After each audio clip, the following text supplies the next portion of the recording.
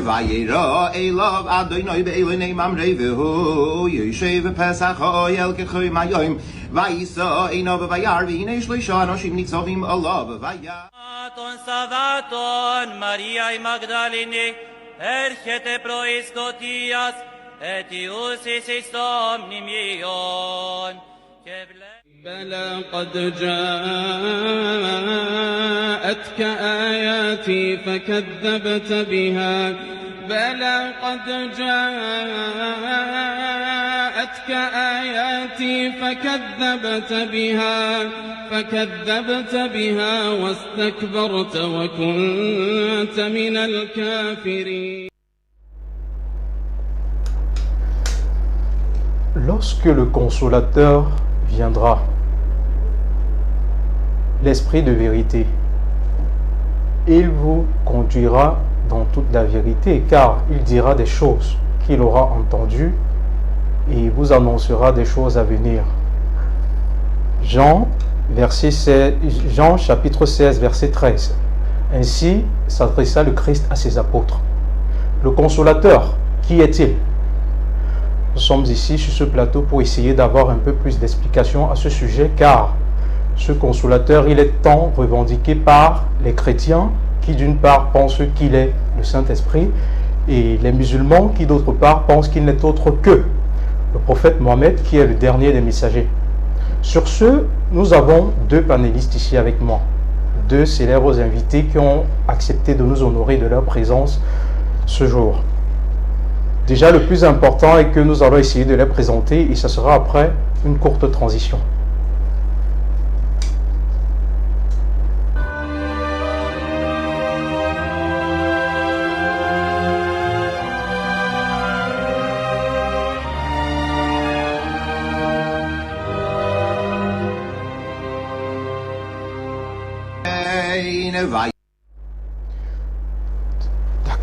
Téléspectateurs de la chaîne Aoussa 7, bonsoir.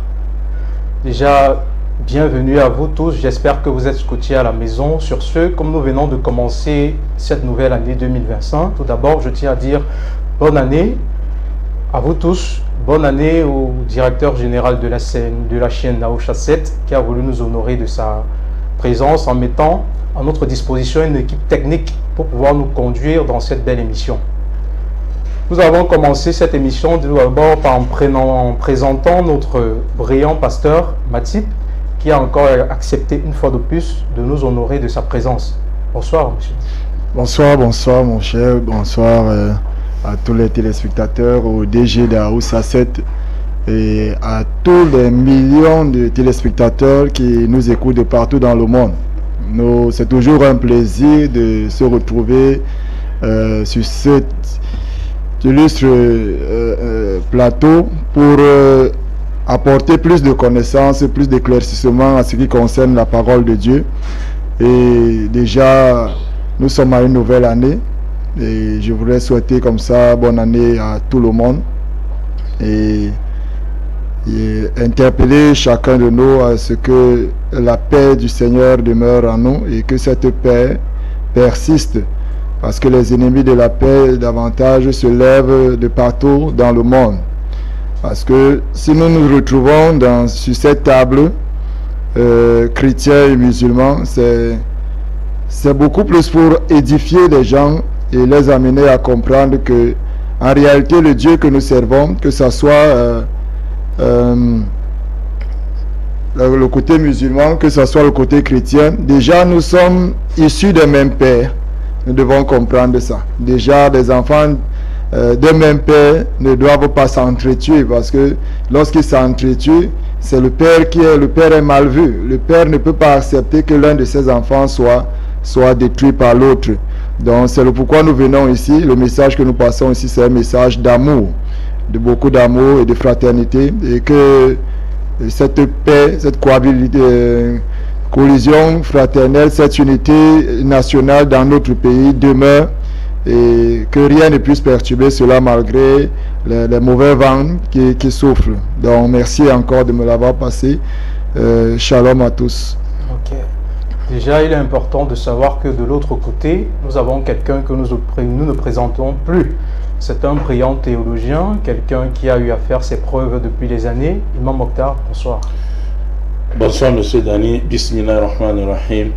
Alhamdulillah, alladhi ahdana li tawhid wa sunnah. Wa salatu wa salam ala man la nabiyya ba'da nabiyya huda wa rahma wa ala alihi wa sahbihi wa man wala.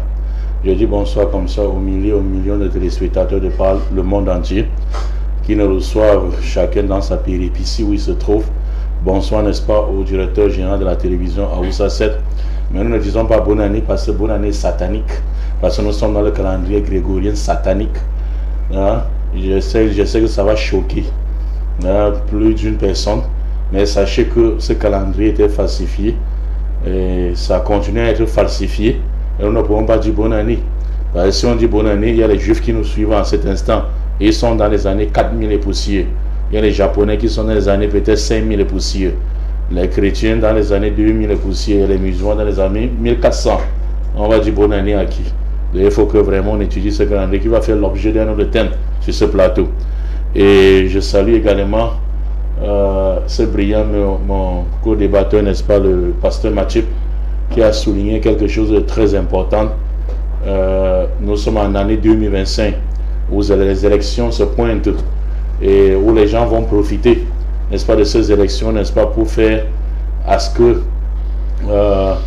pour chercher à déstabiliser notre beau pays. Mais nous prions Allah subhanahu wa ta'ala de maintenir le Cameroun dans la paix et également de donner la sagesse à ses dirigeants pour pouvoir mener ce pays, n'est-ce pas, en bien. Nous les musulmans, nous ne sommes pas de ceux qui combattent le gouverneur, parce que même ta propre maison, à la maison, tu n'as pas encore bien géré pour aller combattre le gouverneur, mais d'implorer Allah pour eux, parce qu'ils ont mis une chose également à diriger, et c'est pas facile pour eux. Nous devons implorer Allah pour qu'Allah les donne la sagesse, parce que quand il se penche, nous penchons tous, mais s'il se guide, nous savons tous guider nous tous, mes chers frères. Nous, le messager Muhammad sallallahu alayhi wa sallam nous a donné cette belle éducation en disant que celui qui voit une chose chez son gouverneur qui ne lui plaît pas, qui le prend par la main en secret et il lui conseille. S'il comprend, alors, n'est-ce pas, ça c'est bien, ça serait une bonne chose.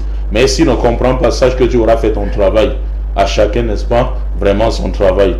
Donc, tous qui sont les ennemis de la paix, de la cohabitation pacifique, en disant qu'il peut y avoir des guerres, des cadres, n'est-ce pas, passés par les religions musulmans et chrétiens, qui sachent qu'ils n'auront pas, n'est-ce pas, ce assez-là dans ce pays, au Cameroun, par la grâce d'Allah Azzawajal, et aussi ceux qui troublent à l'ordre social. Nous prions qu'Allah Azzawajal continue à préserver le Cameroun, parce que ce pays a été toujours préservé, n'est-ce pas, des malfrats spirituels, des malfrats également politiciens. Qu'Allah Azzawajal nous facilite. Bonsoir une fois de plus, et un bonsoir spécial à M. Dani. Ok, merci Imam Mokhtar. Déjà, le plus important ici est de rappeler aux téléspectateurs que l'émission reste interactive. Cela veut dire que vous pouvez appeler aux numéros qui sont affichés juste en bas de votre écran. Nous avons l'indice 237 pour le Cameroun, pour ceux qui sont à l'étranger. Nous avons le 6 58 93 52 15 pour les appels uniquement. Et en ce qui concerne les messages sur WhatsApp, nous avons le 6 94 53 68 18. Maintenant, nous allons commencer l'émission par vous, pasteur Mathieu. Le consolateur, qui est-il? Merci encore, M. Dani, pour la parole que tu me passes. Je ne vais pas commencer sans avoir lu l'écriture. La Bible déclare dans le livre de Jean, chapitre 14, le verset 16 à 17. C'est Jésus qui parle ici. Il dit: et moi je prierai le Père, et il vous donnera un autre consolateur, afin qu'il demeure éternellement avec vous, l'esprit de vérité que le monde ne peut recevoir, parce qu'il ne le voit point et ne le connaît point. Mais vous, vous le connaissez, car il demeure avec vous et il sera en vous. Il faut bien souligner cette parole. Jésus dit que le consolateur qu'il va envoyer, c'est l'esprit de vérité. Et cet esprit va demeurer avec nous et il sera en nous. Le verset 26 déclare: mais le consolateur, l'Esprit Saint, que le Père enverra en mon nom, vous enseignera toutes choses et vous rappellera tout ce que je vous ai dit. Donc cet esprit ici, qui est l'esprit de vérité, qui est le consolateur, le Christ nous l'a laissé pour nous enseigner, pour nous instruire, pour nous montrer le chemin par lequel nous devons marcher. Nous devons rappeler ici, la Bible déclare dans le livre de Jean chapitre 4, le verset 24, « Car Dieu est esprit et il faut que ceux qui l'adorent, l'adorent en esprit et en vérité. » Donc si nous voulons adorer Dieu, nous devons savoir que c'est en esprit que nous devons l'adorer. Mais nous ne pouvons adorer Dieu avec un autre esprit que son esprit qu'il nous donne. Beaucoup croient qu'aujourd'hui ils peuvent adorer Dieu qui est esprit par la chair, par des actes charnels pour atteindre Dieu. Mais pour atteindre Dieu, nous avons besoin de son esprit. Voilà pourquoi le Christ, même les apôtres, nous voyons cela dans le livre des Actes des Apôtres où avant que le Christ n'envoie le consolateur qui est le Saint-Esprit, les apôtres ne pouvaient rien faire. Ils étaient faibles et ils se cachaient. Mais dès que le consolateur qui est venu, le Saint-Esprit qui est venu leur donner un courage qu'ils n'avaient pas auparavant, un soutien, parce que le consolateur est là pour nous consoler, pour nous soutenir, pour nous fortifier. Lorsqu'il leur a donné ce courage, ils se sont levés. On voit un poltron comme Pierre qui, devant une petite fille, avait renié Jésus parce qu'elle lui avait posé la question de savoir que toi aussi, n'est-ce pas, tu étais avec cet homme qu'on a arrêté. Et Pierre a dit non, je n'étais pas avec lui.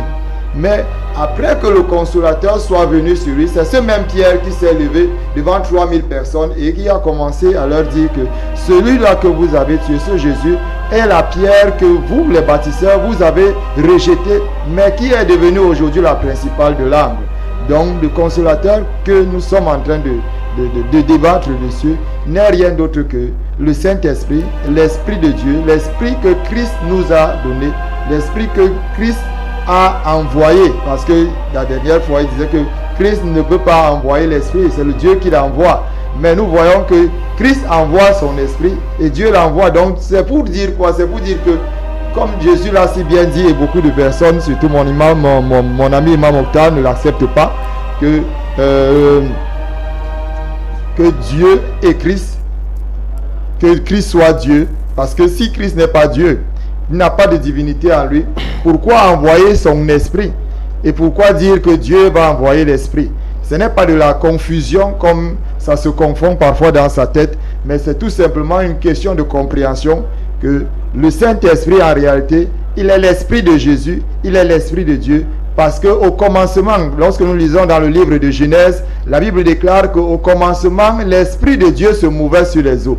C'est cet esprit-là qui, tout au long de la création, a été actif et qui, à un moment donné, était en l'homme, mais à cause de la chute de l'homme, s'est séparé d'abord. L'homme a perdu son chemin, mais le Seigneur, dans son amour, est revenu et il nous a donné l'esprit, parce que c'est cet esprit-là qui va nous reconduire vers le Seigneur, qui va nous amener à adorer Dieu comme lui, Dieu, il le veut. Parce que celui qui n'a pas l'esprit de Dieu, en réalité ne peut pas adorer Dieu parce qu'il ne le connaît pas. L'esprit de l'homme connaît les choses de l'homme, mais l'esprit de Dieu connaît les choses de Dieu. Mais ce qui est remarquable ici, Imam Mokhtar, il faut le souligner, il est en train de parler de quelqu'un qui devait être envoyé par Jésus-Christ à ses apôtres. Et comment comprendre le fait que par cela, vous voyez en lui plutôt un autre prophète, tout comme l'était Jésus? Alhamdulillah, vous savez, ce débat devait être fini depuis la semaine prochaine. Mais mon ami pasteur Mathif s'entête dans la bêtise. Vous voyez un peu. Je ne sais pas pour quelle raison. Parce que Jésus-Christ dit dans le même verset qu'il a lu. Le problème avec les pasteurs est qu'ils lisent les versets bibliques et ils ne méditent pas. Ils lisent de façon rapide. Il dit, si vous gardez mes commandements, Jean chapitre 14, verset 14 à 15 ou 15 à 16. Il dit, si vous m'aimez, si vous gardez plutôt mes commandements, je prierai le Père. Il vous donnera un autre. Soulignez bien. Un autre consolateur. Or, pour le pasteur Matthieu et tous ses semblables et ses ouailles, un autre, n'est-ce pas? C'est plutôt le Saint-Esprit. Ça veut dire il y avait déjà un autre Saint-Esprit et il fallait un Saint-Esprit. Parce que autre dans le dictionnaire, pasteur Matthieu, autre dans le dictionnaire veut dire ton semblable, sans être toi. Ça, c'est le sens premier de tous les dictionnaires de autre. Ça veut dire l'autre existait. Et il fallait que l'autre vienne. Donc, il faut que vous notez bien, quand vous allez prendre la parole, vous nous dites qui était le premier Saint-Esprit et qui est le deuxième Saint-Esprit qui viendra. Parce que si vous dites qu'il y a deux Saint-Esprits chez les chrétiens, je vais laisser la table à certains chrétiens qui viendront débattre avec vous. Ça, ce n'est pas un autre consolateur. Et la fois passée, monsieur Dany, bon, je disais que seule la Bible du pasteur Louis II a mentionné le mot consolateur. Toutes les autres Bibles ne connaissent pas le mot consolateur. La Bible, n'est-ce pas? La Bible, n'est-ce pas? Hein, du Seigneur. On dit, je prierai le Père, vous donnera un autre défenseur. La Bible n'est pas de français courant. Je prierai le Père, il vous donnera un autre qui doit vous aider. La Bible, n'est-ce pas? La Bible, n'est-ce pas, de témoin de Jéhovah, je prierai le Père, il vous donnera un autre assistant. La Bible, n'est-ce pas, top? Je prierai le Père, il vous donnera un autre paraclet. Or, le paraclet ou paraclet en français, on a en grec plutôt dans le texte joannique en grec, c'est parakletos. Parakletos veut dire un autre, c'est-à-dire une personne quoi. Alors que l'esprit en grec c'est pneuma.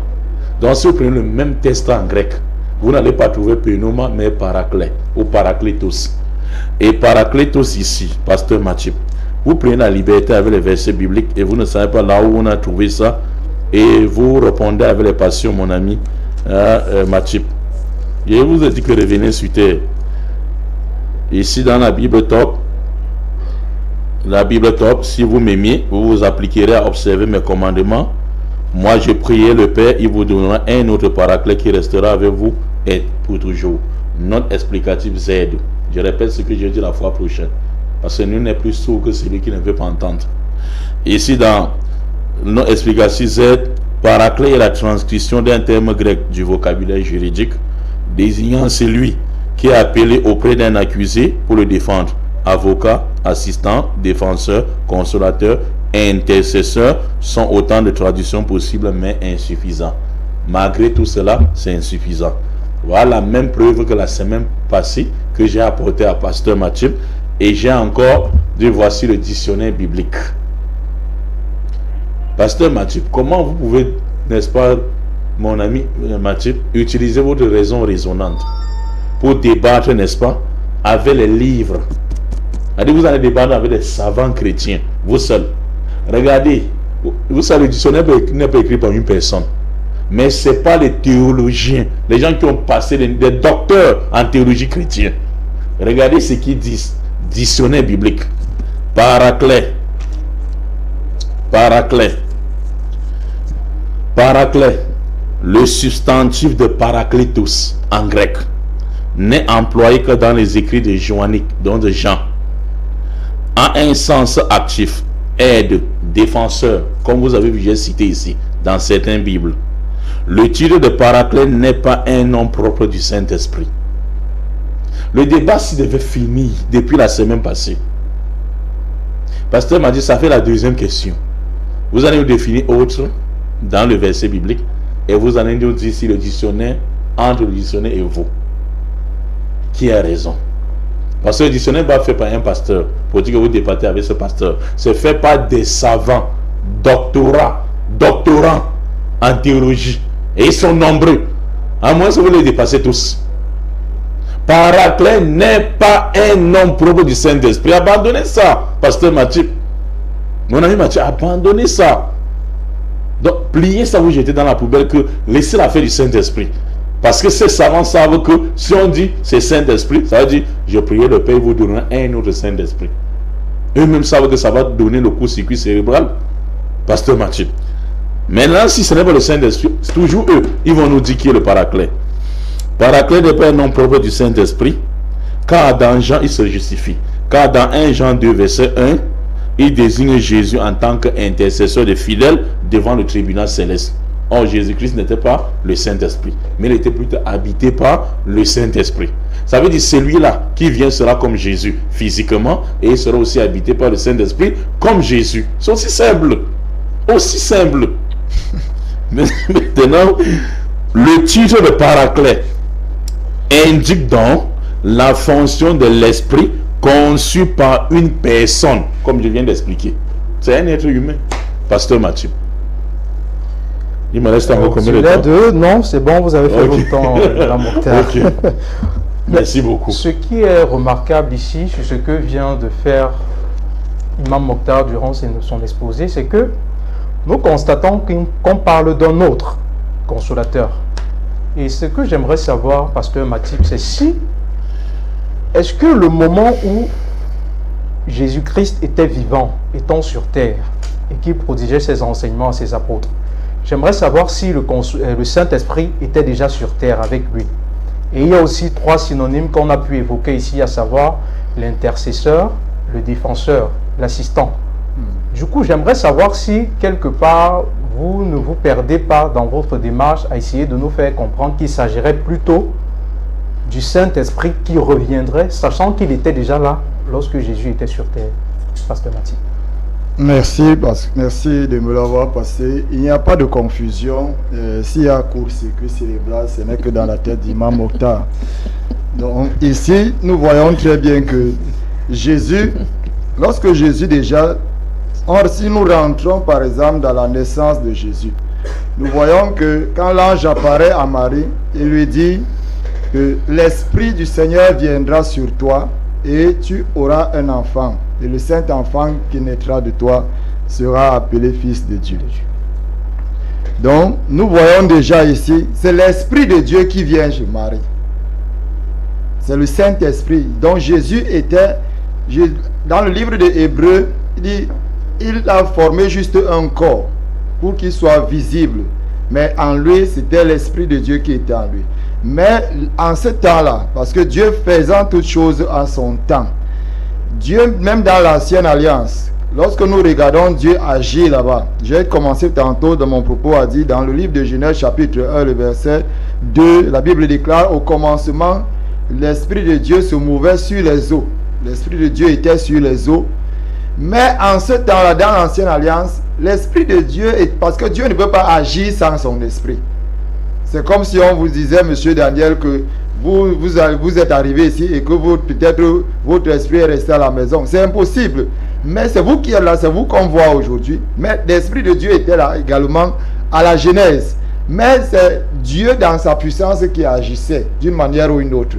Après que ce temps soit passé, ce temps messianique, Jésus-Christ est venu toujours avec l'Esprit de Dieu et Dieu le Père étant avec lui. Il agissait maintenant, mais c'est Jésus-Christ qu'on lui envoyait en ce temps-là. Jésus étant parti maintenant, fait place au Saint-Esprit qui maintenant a accompli, la Bible dit, Jésus dit qu'il ne prendra rien de lui-même le Saint-Esprit, mais il dira tout ce qui vient de Jésus. Donc nous voyons par exemple ici tous les noms les synonymes qu'il a cités tout à l'heure,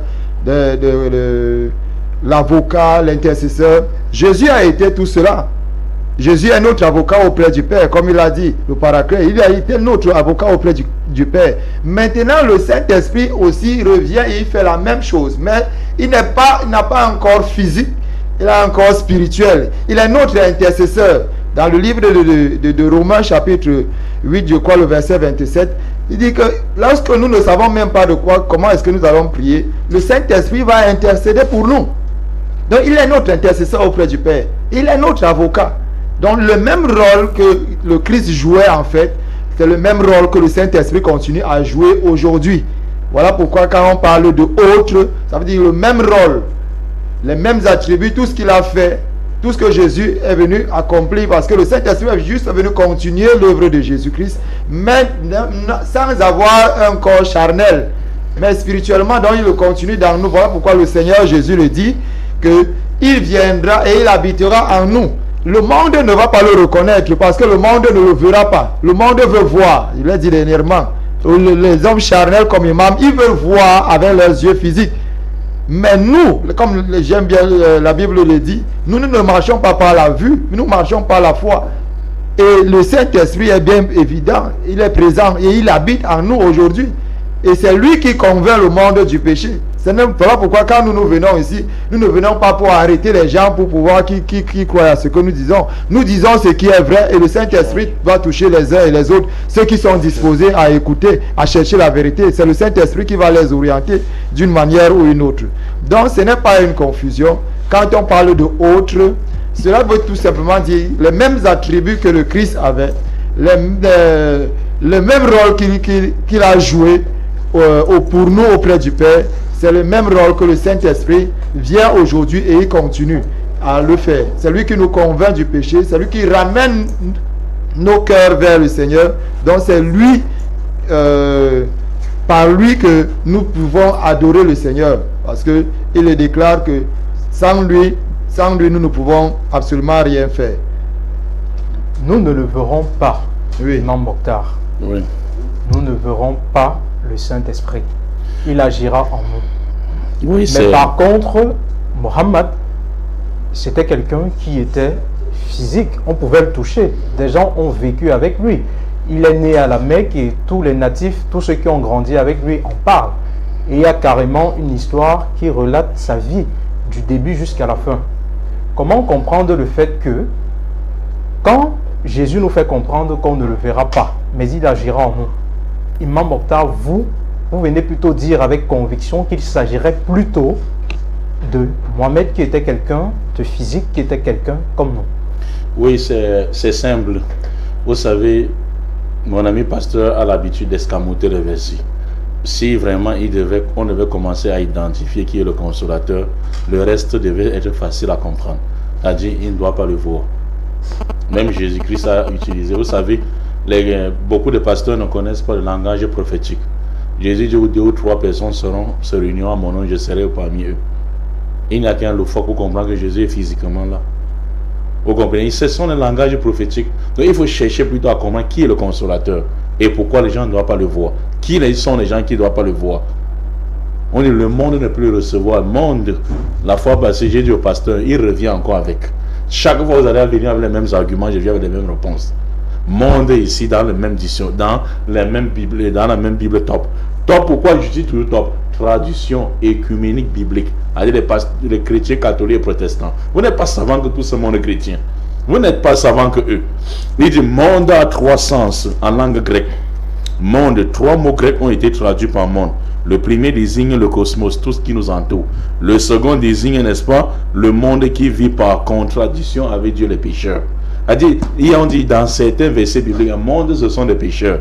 En d'autres termes, le consolateur que les pécheurs ne peuvent pas voir. Et c'est normal. Allah dans le Coran chapitre 34 verset 28. Il dit Wama arsalnaka illa kafatan linnas bashiran wa nadhira walakinna aksara nasi la ya'lamun. Mohammed, nous t'avons envoyé comme annonciateur de bonnes nouvelles, avertisseur d'un dur châtiment pour ceux qui vont refuser de croire, mais la plupart des hommes ne te connaissent pas. Qui sont ceux qui ne le connaissent pas? Le monde ne peut l'apercevoir, ne le voir. Il faut identifier d'abord le mot monde. Donc, nous sommes déjà même au 2e étage. Pasteur, revenez encore en bas. Qui est le consolateur? Alors, ne faites pas pour que je commence à citer des livres ici qui vont faire, n'est-ce pas, sauter le plateau. Pasteur, commençons, n'est-ce pas, à trouver qui est le consolateur. Depuis longtemps, il n'y a pas un seul verset biblique qui dit que le consolateur, c'est le Saint-Esprit. Et si on remplace le consolateur par le Saint-Esprit, essayons un peu de faire ce jeu. Remplaçons le consolateur par le Saint-Esprit. Prêtez-moi votre Bible, mon ami. Vous avez 800 Bibles. Non, prêtez-moi un peu votre Bible. Je vais chercher un verset. Merci beaucoup. Je sais que vous avez toujours été gentil avec moi, pasteur Mathieu. Excusez-moi, on va prendre ça après. 2 Samuel. Remplaçons un peu consolateur par Saint-Esprit. 2 Samuel chapitre 10. 2 Samuel chapitre 10. Ici, je suis dans la Bible du pasteur. Je voulais utiliser aucune Bible ici. Parce qu'il n'y a pas le 8 secondes ici. Mais je vais utiliser votre propre Bible pour remplacer le consolateur par Saint-Esprit. 2 Samuel chapitre 10 verset 3. Les chefs des fils d'Amon disent à Hanun leur maître: penses-tu que ça soit pour honorer ton père que David t'envoie les consolateurs? On remplace consolateur par Saint-Esprit. Les chefs des fils d'Amon disent à Hanun leur maître: penses-tu que ce soit pour honorer ton père David, que honorer ton père plutôt que David t'envoie les Saint-Esprit? c'est que l'église va se vider ce même jour. Je vous dis que David a envoyé le Saint-Esprit. L'église va se vider, pasteur. Donc il serait bien plutôt de reconnaître la vérité.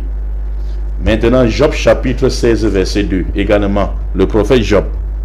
Ici, dans Job, c'est pour ça que j'ai voulu lire ici dans votre propre Bible, pasteur Mathieu, pour que vous ne dites pas que Imam Mokhtar aurait dit, parce que mon nom dans vos bouches, pasteur. Tous les jours, c'est Imam Mokhtar a dit. Hein? Job chapitre 16, n'est-ce pas, verset 2. Job dit que 1 à 2, pour comprendre le sens. Job prit la parole et dit, j'ai souvent entendu pareilles choses. Vous êtes tous les consolateurs fâcheux. Il parlait aux gens qui venaient lui rendre visite quand il était malade. Les gens qui venaient lui rendre visite quand il était malade. En d'autres termes, hein, vous êtes tous les Saint-Esprit fâcheux. Regardez comment la vérité est claire. C'est pour ça que hein, Allah dit, la ikra fi din. Pas de condamner la religion. Le bon chemin, c'est distinguer du faux. Vous-même, vous voyez que vous êtes dans le faux. Mon ami, pasteur Mathieu. Vous êtes dans le faux. Identifions le console. Ça, c'est si vous ne croyez pas à toutes ces Bibles-ci. J'ai supposé juste que vous ne croyez pas à toutes ces Bibles. J'ai prêté dans votre Bible. Pour dire, il y a beaucoup de versets comme ça. Il y en a encore beaucoup dans l'Ancien Testament. On parle de consolateur. Comment consolateur veut dire être humain dans l'Ancien Testament? Et ça prend la connotation du Saint-Esprit dans votre Nouveau Testament. C'est impossible. Acceptez cette évidence. Merci. Hein, pasteur Mathieu? Bon, tout d'abord, avant de continuer, Imam Mokhtar, il est important de rappeler à nos téléspectateurs que l'émission est interactive. Pour ceux qui sont à l'étranger, qui aimeraient appeler, c'est le plus 237, l'indice. Et vous allez appeler uniquement pour les appels, c'est le 658 93 52 15. Et pour les messages, nous avons le 694 53 68 18. Bon, pasteur Mathieu, ça commence à devenir un peu compliqué là sur le plateau, parce que Imam Mokhtar nous amène sur d'autres paradigmes, puisque là, il essaye d'être plus clair. Ici, il a remplacé le mot paraclet par des personnes. Essayez de voir si, en mettant le Saint-Esprit là-bas, ça pouvait donner, mais connaissant le Saint-Esprit, nous savons tous ici qu'il n'y en a qu'un. Donc du coup, ça devient compliqué de savoir comment ne peut-il pas être une autre personne comme Jésus-Christ l'était lui-même sur terre, qui peut défendre les hommes auprès du Seigneur. Merci monsieur Dani de le dire, défendre les hommes auprès du Seigneur. Le Seigneur est-il matériel ou bien il est esprit? Non, ça, je vous laisse le soin de répondre à cette question. Il ne faut pas vous prêter au jeu de Imam Mokhtar qui... Parce que lorsque nous voyons, par exemple, quand on parle de consolateur, on n'a pas dit que le consolateur, tout ce qui, partout où c'est écrit consolateur dans la Bible, veut forcément dire Saint-Esprit. Il ne faut pas jouer à ce jeu. C'est un très mauvais jeu. On parle du Saint-Esprit à des endroits bien précis et on dit qu'il est consolateur à ces endroits-là. Ce n'est pas parce qu'on a mis consolateur partout dans la Bible que tout endroit où on a écrit consolateur dans la Bible veut dire Saint-Esprit. Non. Il ne faut pas mal interpréter la Bible. Il ne faut pas mal la lire. Il ne faut pas dire ce que je n'ai pas dit non plus. Donc ici, quand on parle de consolateur, par exemple dans le livre de Jean que nous avons lu tout à l'heure, Jean précise bien de qui est-ce que le Seigneur a dit qu'il envoie. C'est le Seigneur Jésus lui-même qui parle, dit que vous priez, moi je prierai le Père et il vous enverra un autre consolateur, l'Esprit de vérité. C'est là qu'il faut, si tu veux remplacer, c'est là-bas qu'il faut chercher à remplacer. Ce n'est pas là où Job a besoin de consolation et qu'il n'en trouve pas auprès de ses amis. Et que tu vas dire que non, c'est le Saint-Esprit qui devait agir là-bas. Non, c'est être de mauvaise foi, s'il vous plaît. Donc je vais revenir sur le livre de Romains chapitre 8. Romains chapitre 8 à partir du verset 27. La Bible dit, et celui qui sonde le cœur connaît quelle est la pensée de l'Esprit, parce que c'est selon Dieu qu'il intercède en faveur des saints. Donc nous voyons ici comme le consolateur qui intercède. C'est le Saint-Esprit ici, il intercède, il prie pour les saints. Il intercède pour les saints. Donc nous voyons que de la même manière que le Christ, par exemple, priait, intercédait lorsqu'il a dit par exemple à Pierre, le diable t'a réclamé, mais j'ai prié pour toi afin qu'il ne soit pas troublé. Donc nous voyons que le Saint-Esprit, le même rôle que le Seigneur Jésus a joué, parce qu'il croit, parce que Jésus dit, il est bon, il est préférable pour vous que moi j'aille au Père, pour que cette promesse puisse s'accomplir. Parce que ce que nous parlons aujourd'hui, comme il est dit, ce n'est pas, c'est pas quelque chose qui est tombé du ciel, c'est une promesse qui avait été bien faite depuis longtemps, avant même la venue de Jésus. Dans le livre de Joël chapitre 2, le verset 28, je vais lire là-bas, Joël chapitre 2, le verset 28.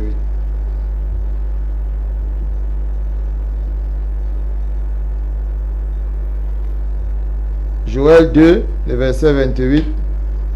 Voilà la prophétie de la promesse. Il dit, après cela, je répandrai mon esprit sur toute chair.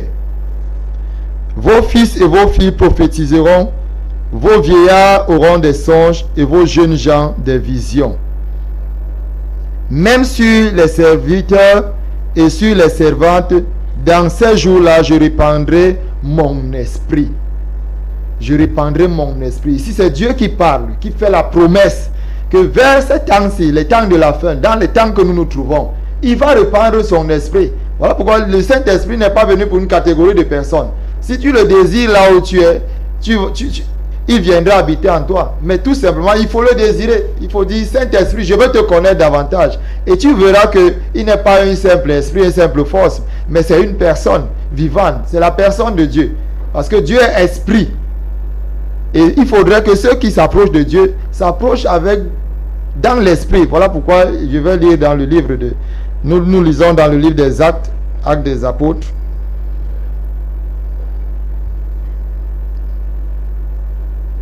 Actes chapitre 9, le verset 31. Ici nous voyons l'église était en paix dans toute la Judée, la Galilée et la Samarie, s'édifiant et marchant dans la crainte du Seigneur. Elle s'accroissait par l'assistance du Saint-Esprit. Il a dit tout à l'heure que l'un des mots c'est il est assistant, il est conducteur. C'est le synonyme du Saint-Esprit. Donc il assiste. Donc nous voyons que ici l'église s'accroissait par l'assistance du Saint-Esprit. C'est lui qui assistait les apôtres. C'est lui qui les fortifiait. C'est lui qui les galvanisait pour pouvoir prêcher la parole. Non, c'est pas quelqu'un que, comme je l'ai dit la dernière fois, quelqu'un, imam veut nous faire croire que ton oncle était sorcier pendant qu'il était vivant et lorsqu'il est mort, il est devenu un saint. C'est des histoires. Mais Imam Mokhtar, je reviens vers vous. Parce que ici, il est aussi important de comprendre. C'est bien beau de dire que le Saint-Esprit, le consolateur, c'est le prophète Mohammed.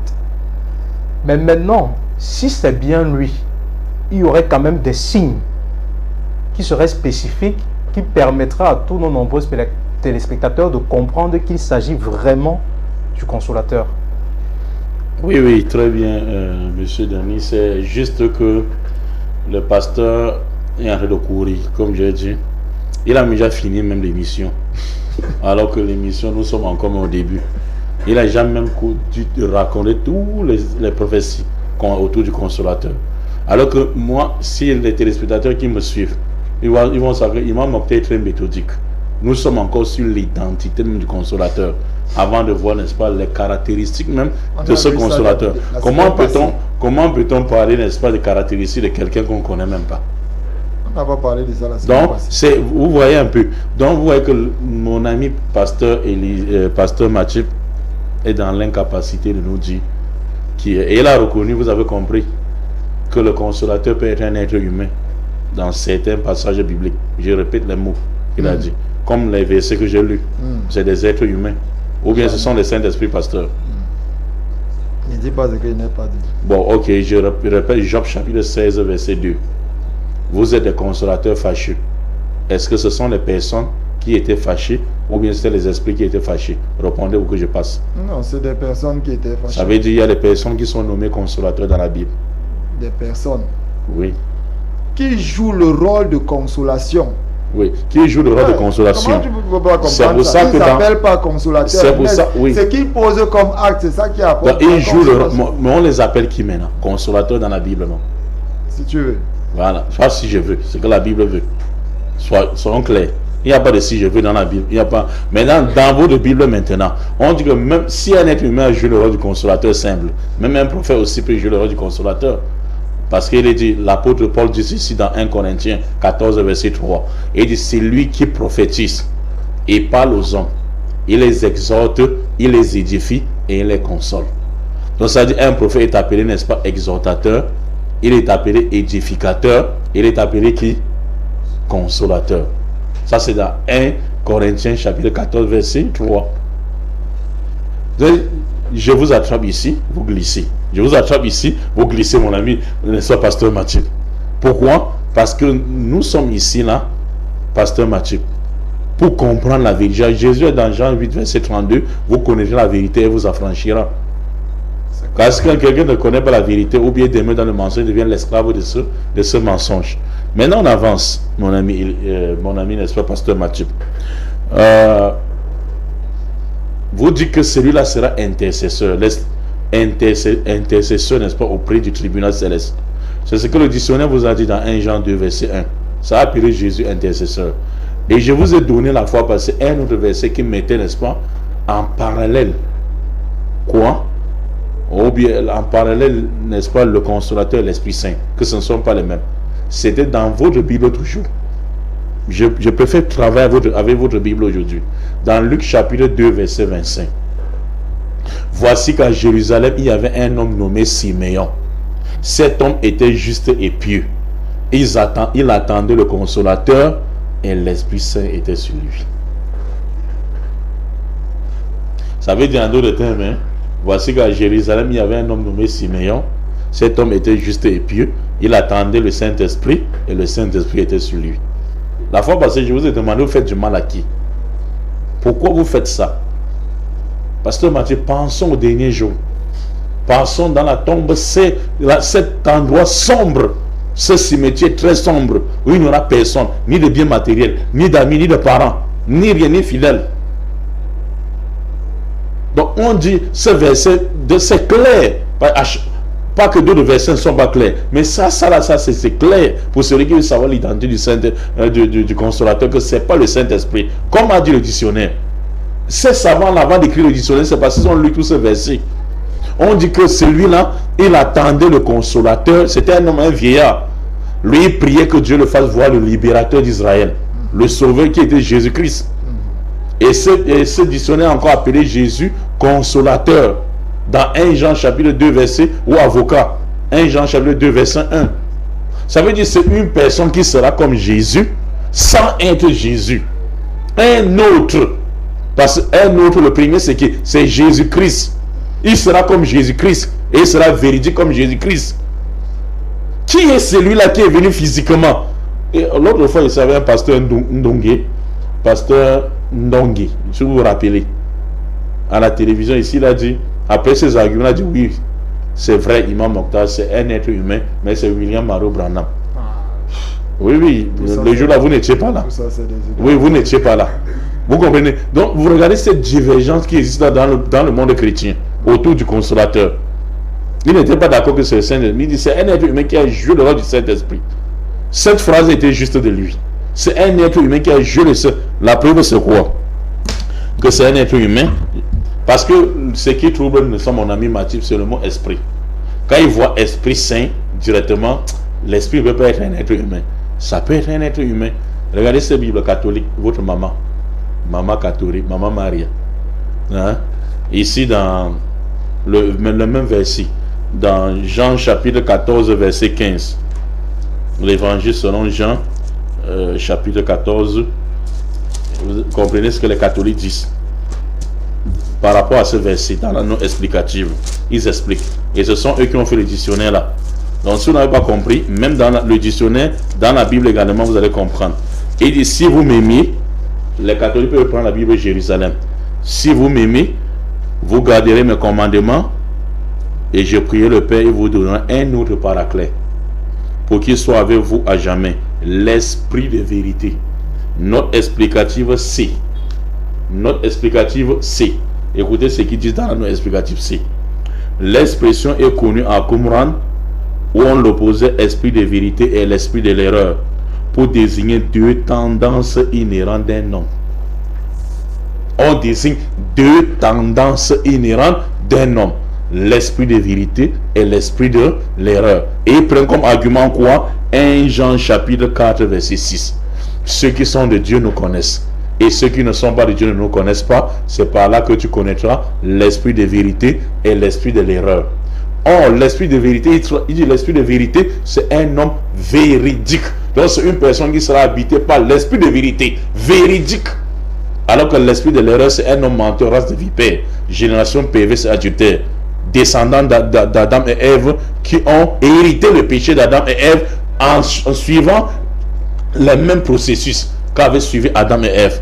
Ça, c'est ça la Bible. Imam Mokhtar, vous êtes en train de déborder votre temps de parole. Oui, oui, s'il vous plaît, permettez-moi de chuter. Vous allez le restituer le temps. Okay, s'il vous plaît, merci beaucoup, monsieur Daniel. Donc ici, vous comprenez que on dit ces deux tendances inhérentes. On dit cet homme sera véridique.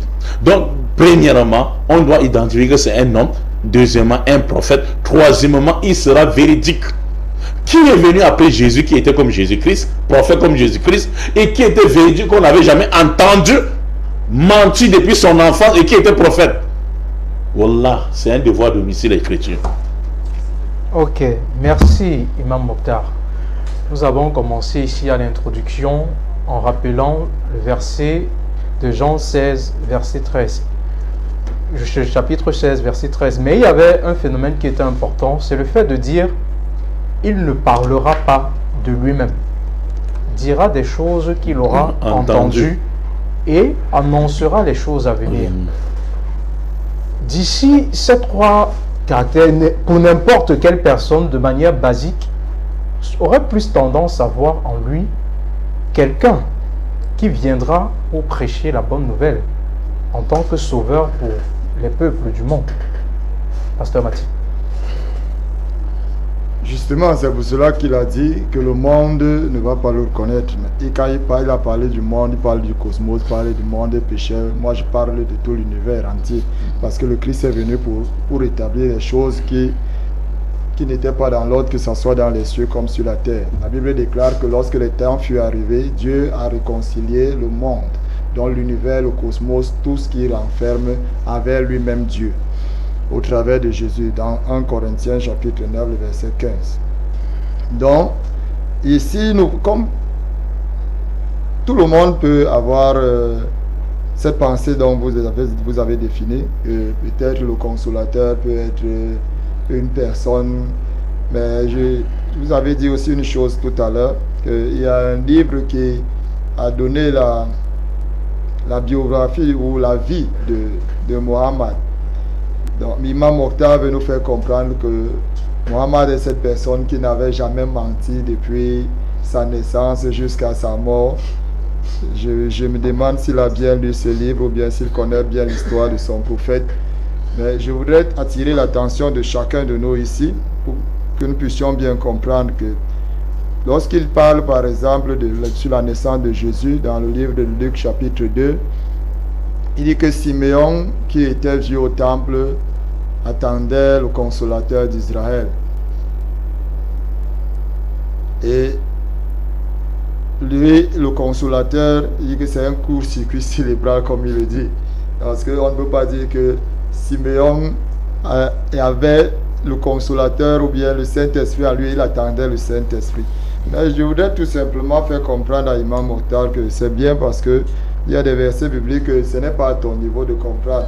Et tu fais bien, comme le Coran le dit, de venir ici questionner pour que nous puissions mieux t'éclairer. Et je suis là ce soir pour essayer de t'éclairer. Donc ici, comme je l'ai dit tantôt, nous ne pouvons pas parler de Dieu sans l'Esprit de Dieu.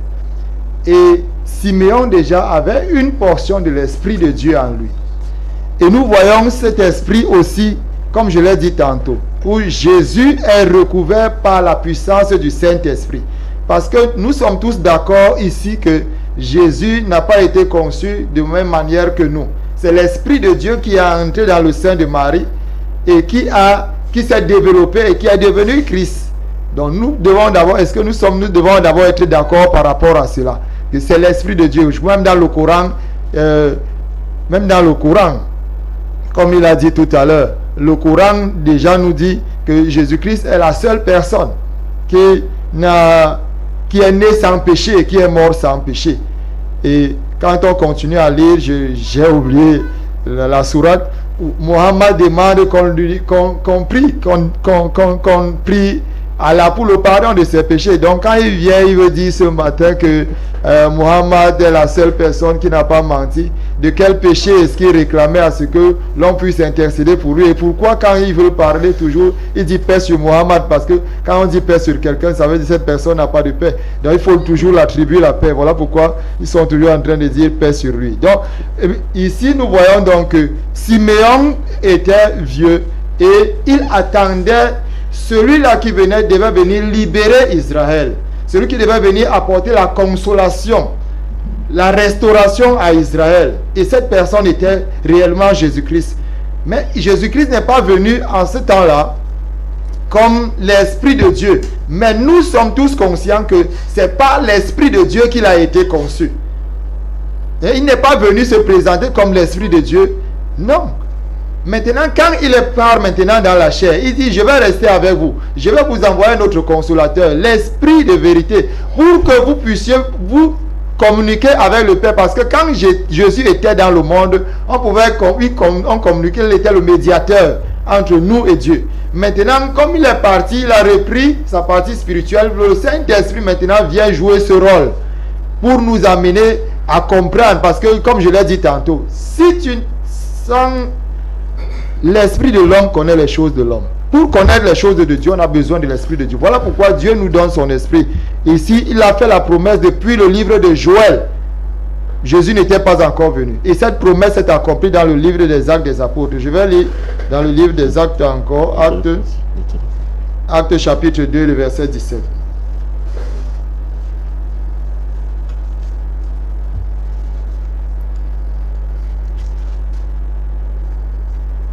Actes chapitre 2, de verset 17, la Bible dit: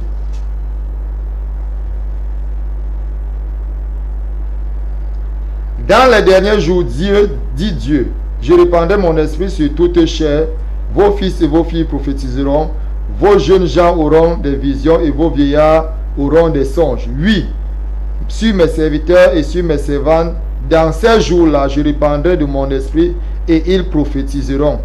Donc nous voyons ici que cette parole qui avait été dit dans le livre de Joël s'accomplit ici. C'est ce que les apôtres reprennent ici pour dire que cette prophétie a été accomplie. Cette prophétie a été accomplie aujourd'hui. Pourquoi? Parce que quand Jésus est en train de partir, il leur dit, allez attendre la promesse. Attendez la promesse. Pourquoi donc cette promesse-là s'étant accompli? Aujourd'hui, on veut nous faire comprendre que non, ça n'était pas accompli lorsque le Saint-Esprit est venu. Est-ce que le Saint-Esprit est venu sur les apôtres? Dans le livre Actes des Apôtres, la Bible déclare toujours qu'ils étaient tous rassemblés et le Saint-Esprit est descendu sur eux. Ils ont commencé à parler en d'autres langues. Donc nous voyons ici que effectivement la promesse que Jésus leur avait dit, qui est le Saint-Esprit, elle s'est accomplie. Le Saint-Esprit est réellement venu. Mais est-ce que cela veut dire que quand Jésus était sur terre, le Saint-Esprit n'était pas là? Le Saint-Esprit n'avait pas la première place, parce que là, c'était Jésus qui était là. Dieu est un Dieu d'ordre, comme je l'ai dit tantôt. Dans l'ancienne alliance, Dieu agissait, on l'appelait le Dieu tout-puissant. C'est lui qui agissait là-bas. Maintenant, quand il revient sur Jésus, Jésus prend la première place. Mais il n'avait pas dit que Dieu dort, ou bien Dieu est parti. Voilà pourquoi Jésus peut dire que celui qui m'a envoyé est toujours avec moi. Et les œuvres que je fais, si vous ne croyez pas en moi, croyez en moi aux œuvres que je fais. Parce que ce n'est pas moi qui les fais, mais c'est le Père qui est en moi qui fait ces œuvres-là. Et maintenant il dit que non, il s'en va et c'est le Saint-Esprit qui nous laisse. Et le Saint-Esprit ne va rien prendre de lui. Mais il dira tout ce que lui, Jésus, a fait. Tout ce qu'il a, il va nous révéler en fait. En fait, le ministère terrestre de Jésus, beaucoup même les disciples ont marché avec lui. Mais ils n'ont pas connu réellement qui était Jésus. Donc le Saint-Esprit vient révéler la personne de Jésus-Christ aujourd'hui. Voilà pourquoi Imam Mokhtar a du mal à comprendre les écrits de l'apôtre Paul, parce que c'est par le Saint-Esprit que certaines choses lui ont été révélées. Imam Mokhtar, le Saint-Esprit ceux qui étaient avec Jésus ne l'ont réellement pas connu, d'après ce que nous fait comprendre le pasteur Mathieu.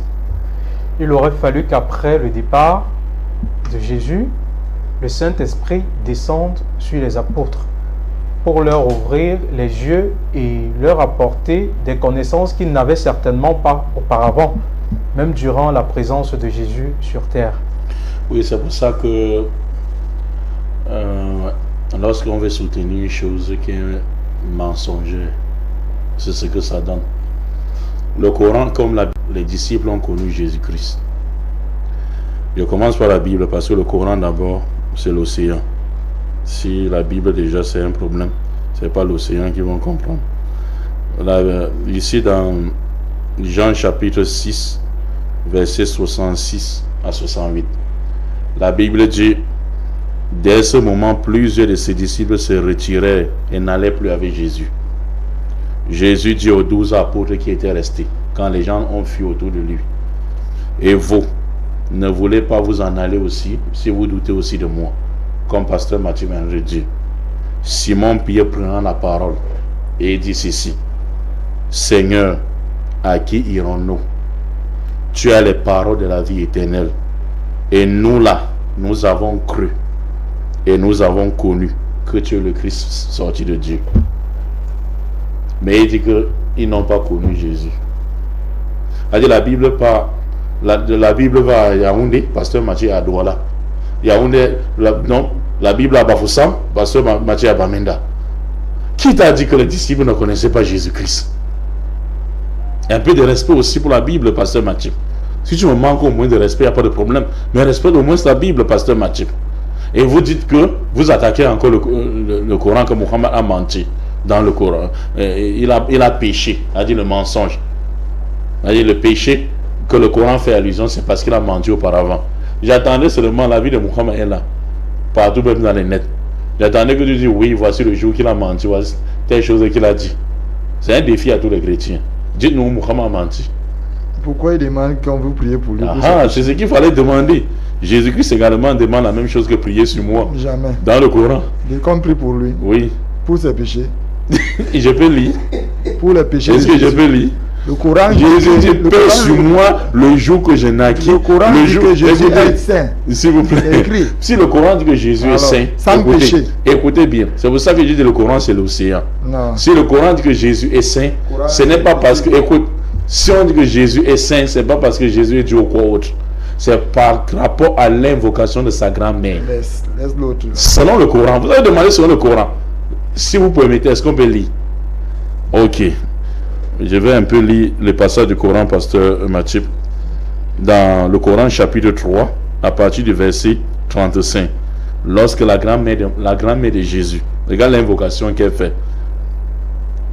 Hein? Les roula manzakiya. Elle dit ceci.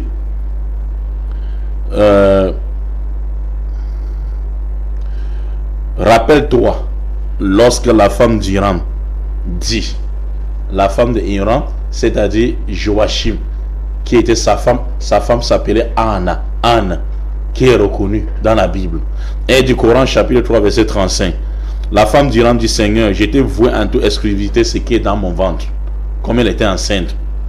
Accepte le don de moi. Et le verset 36. Lorsqu'elle eut accouché, elle dit: Seigneur, voilà que j'ai accouché plutôt d'une fille. Or, Allah savait mieux ce dont elle avait accouché. Le garçon n'est pas comme la fille. Je l'ai nommé Marie. Je la place, voici l'invocation, pasteur Mathieu. Je la place ainsi que sa descendance, elle là. Sa descendance contre le diable le bannit. Si Jésus est appelé Roula Manzakiya, ça veut dire que c'est à cause de l'invocation de sa grand-mère Anna que Marie ne soit jamais touchée par le démon. Et la descendante de Marie également. Dans le Coran. Pas que Jésus était saint parce qu'il était Dieu ou pas. Le Coran, c'est l'océan. Restez dans la Bible. Nous ne sommes pas comme vous. On vient s'asseoir, n'est-ce pas? Le contenu même. Vous venez de dire que les disciples ne connaissaient pas Jésus.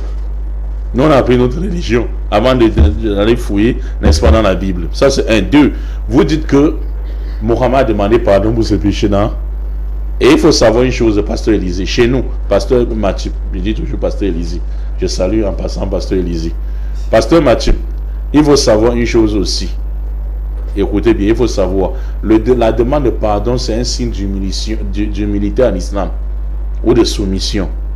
Pourquoi? Parce que chez nous, il y a l'erreur, il y a la faute, il y a le péché. Et ces trois choses, nous demandons pardon. Alors qu'un seul seulement est puni. Comprends le principe de l'islam. Le principe de l'islam est que il y a trois choses devant nous. Il y a le péché, il y a l'erreur et la faute. Alors que les trois, nous demandons pardon. Pourtant, Allah, n'est-ce pas, pour ce qui concerne l'erreur, ne considère pas. Mais nous demandons pardon aussi de soumission. Et Jésus-Christ lui-même dans la prière enseignait la soumission aux disciples. Alors que les disciples ne commettaient pas les péchés à partir du moment où ils avaient connu Jésus. C'est un signe de soumission. Donc lorsque Jésus-Christ dit, le Coran dit que demande pardon pour tes péchés. D'ailleurs, le péché dit, afin qu'Allah pardonne tes péchés passés, présents et futurs. Mais médite un peu. Comment on peut pardonner un péché futur quand le péché n'a pas été commis? Ça veut pas dire péché comme tu comprends. Le fait, n'est-ce pas, d'aller commettre les péchés. Parce que pour nous, en Islam, les prophètes ne commettent pas de péchés. Pasteur Mathieu. C'est dans la Bible que les prophètes commettent des péchés. Pour nous, en Islam, les prophètes sont les centres de vertus humaines. Allez, celui qui voit un prophète et l'application de la loi d'un prophète ou l'acte d'un prophète, c'est déjà la révélation pour nous. L'acte d'un messager, pour nous, c'est une révélation.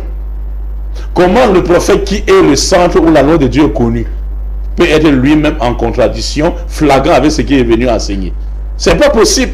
Même la raison raisonnable n'accepte pas. Pour nous, si un prophète dort comme ça, là, avec la main droite, c'est déjà la révélation. Ça peut pas être considéré comme péché. Or, péché par définition, dans le livre de 1 Jean, c'est la transgression volontaire de la loi ayant connu le mal et le bien. Comment un prophète connaît le milieu de forniquer pour voir le prophète? Non, il n'y a pas ça chez nous. Les prophètes sont les maçons, les gens qui ne commettent pas de péché. Les prophètes tombent chez nous en islam dans les erreurs et non dans les péchés. Pourquoi? Parce que l'erreur par définition, c'est le fait de se tromper. Faire une chose en pensant bien faire alors qu'il fallait faire autrement. Et ça, c'est la nature humaine. S'ils ne les faisaient pas, ceux qui sont des dieux. S'ils ne faisaient pas, ceux qui sont des dieux.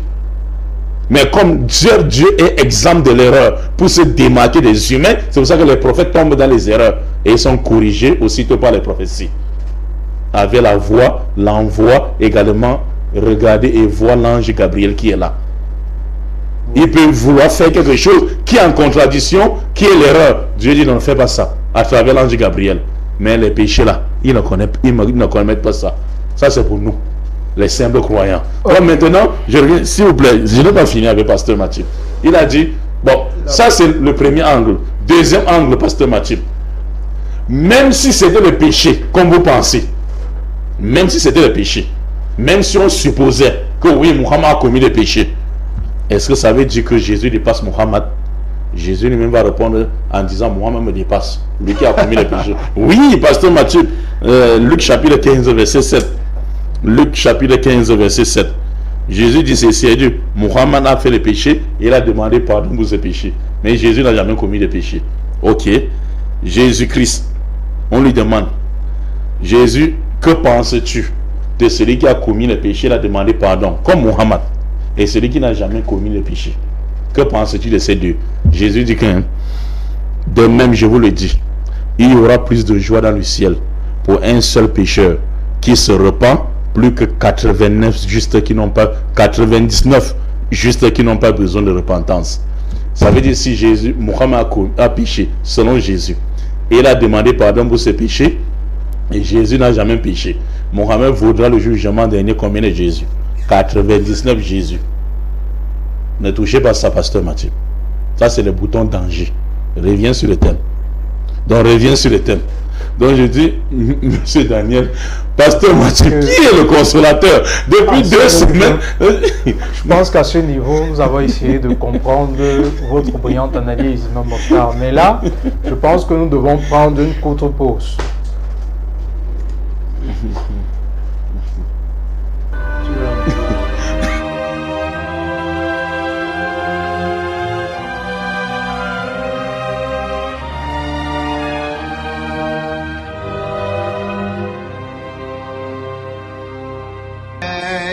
Vayera Elav Adonai be'elonei mamrei v'hu Yoshev Pesach ha'oyel k'choy mayoim Vayisa einav v'vayar v'hinei shloisha anoshim nitzavim alav v'vayar Ton Savaton, Maria Magdalene, έρχεται πρωί σκοτίας, αιτιούσις εις το μνημείον. Και بلى قد جاءتك آياتي فكذبت بها بلى قد جاءتك آياتي فكذبت بها.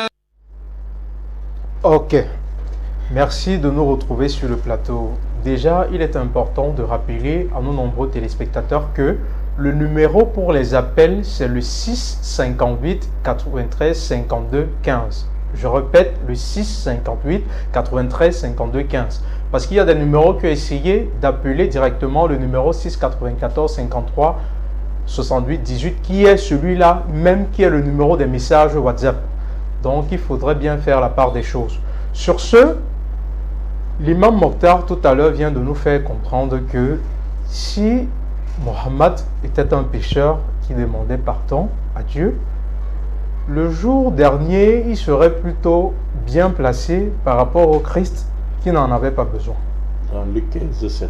Dans Luc 15:7. Donc maintenant, nous essayons de savoir aussi, Pasteur Mathieu, en l'erreur donc évoquait l'imam Mokhtar, est-ce que cela retire-t-il même l'essence profonde de la mission de ce consolateur qui pouvait être en outre le prophète Mohammed?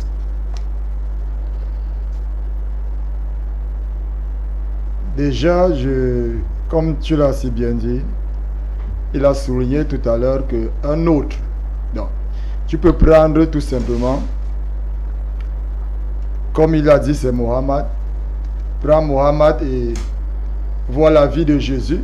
Tu vois la vie de Mohammed, tu vois si il a accompli la même chose que Jésus. Ça veut dire que c'est lui, il est qualifié à cela.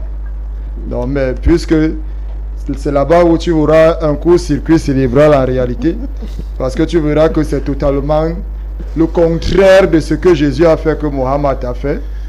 Et tu comprendras toi-même par définition que l'autre là dont on parle, ça ne peut pas être lui.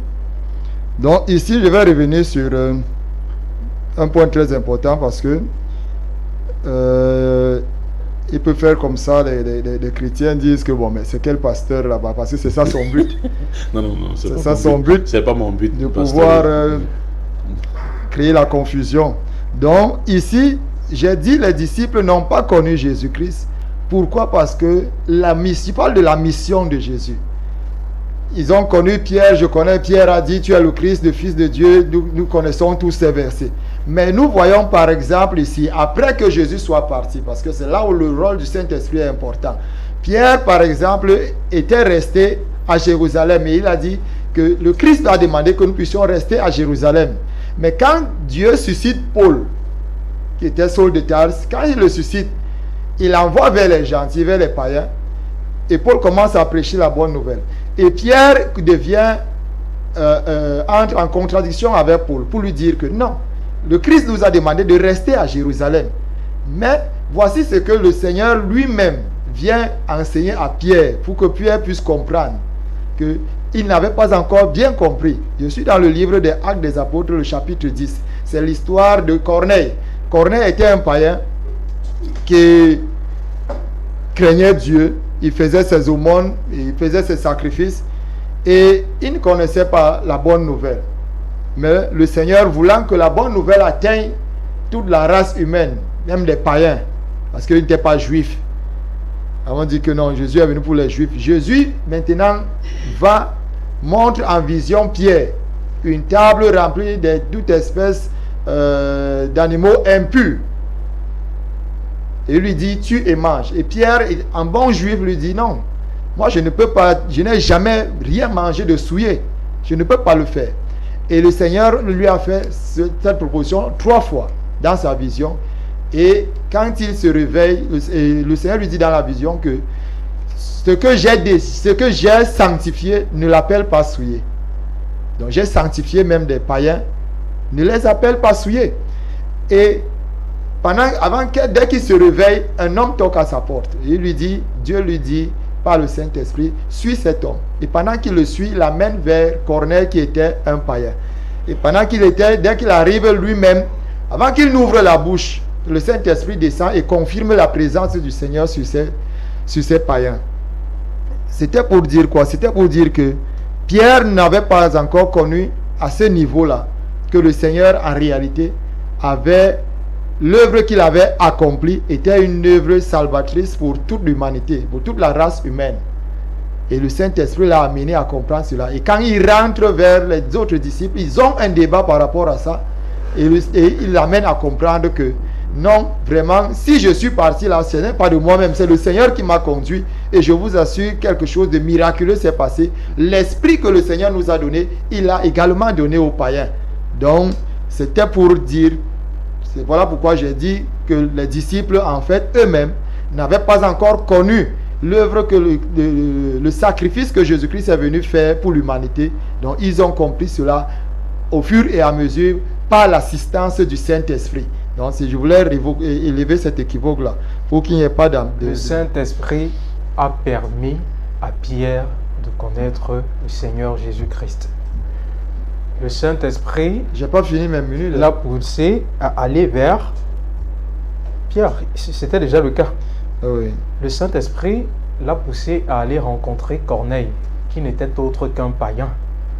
Et d'après les enseignements qu'ils avaient reçus du Seigneur Jésus-Christ, cela n'était pas possible. Donc si tel est vrai, qu'il s'agit bien là d'une révélation, ça viendrait mettre en contradiction ce qui a été dit auparavant par vous, Imam Mokhtar. Oui, dans Jean chapitre 16 à partir du verset 7. Dans Jean chapitre 16 à partir du verset 7, Jésus dit, « Il vous est avantageux que je m'en aille, car si je ne m'en vais pas, le consolateur ne viendra pas vers vous. » Et on comprend à travers ce verset 7 de Jean 16 que la venue du consolateur est conditionnée par le départ de Jésus. Qui était porteur du Saint-Esprit? Qui était? Ça, c'était une con. En d'autres termes, je vais vous envoyer le Saint-Esprit, mais étant habité par le Saint-Esprit. Mais ça, c'est quoi ça? Vous faites du mal à qui? Depuis la semaine passée, je vous dis, vous faites du mal à qui? La venue du consolateur est conditionnée par lui. Je vous ai donné Luc 2, 25. Vous avez refusé. Vous, dans Jean 16, verset 7.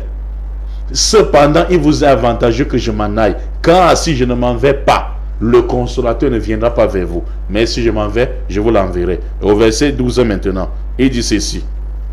J'ai encore beaucoup de choses à vous dire, mais vous ne pouvez pas les porter maintenant. Quand le consolateur sera venu, l'esprit de vérité, voilà, que nous avons dit ici que c'est qui? Un être humain, parce qu'il y a l'esprit de menteur aussi. Or, nous savons que l'esprit également est appelé prophète dans la Bible. Bien-aimé, n'ajoutez pas foi au prophète, mais éprouvez tous les esprits pour savoir s'ils sortent de Dieu, car beaucoup de faux prophètes ont apparu dans le monde. Jean appelle également, selon Jean, pas vous, ils appellent esprit également un prophète. Et les mauvais, l'esprit mauvais également, c'est les faux prophètes. L'esprit de véridique, c'est les prophètes véridiques. Combien d'arguments, pasteur Mathieu? Quand le consolateur sera venu, l'esprit de vérité, il vous conduira dans toute, regardez, il vous conduira dans toute la vérité. Il, pasteur Mathieu, coup préparatoire, pronom personnel, personne. Il vous conduira dans toute la vérité. Car il, regardez, il, le pronom personnel vient 5 fois. C'est même paragraphe 5. Il ne parle pas, il vous conduira dans toute la vérité. Il ne parlera pas de lui-même. 3. Et il dira tout ce qu'il aura entendu et vous annoncera les choses à venir.